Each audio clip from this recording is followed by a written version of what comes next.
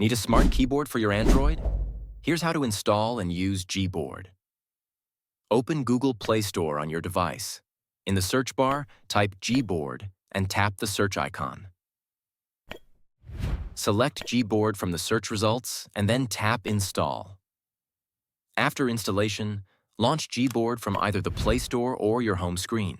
Once open, tap on Enable in Settings. Enable Gboard by toggling the switch. Tap on Select Input Method to change keyboards and choose Gboard. Now, open the Gboard app to customize your settings.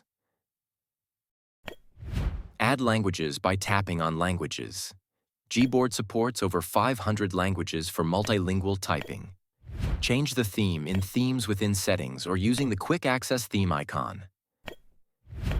Enable or disable glide typing that lets you type by sliding your finger across the keyboard instead of tapping each key individually. For voice typing, tap the microphone icon for quick voice input. Hello, I'm tapping with my voice. Activate the number and emoji rows in Settings for faster access when typing.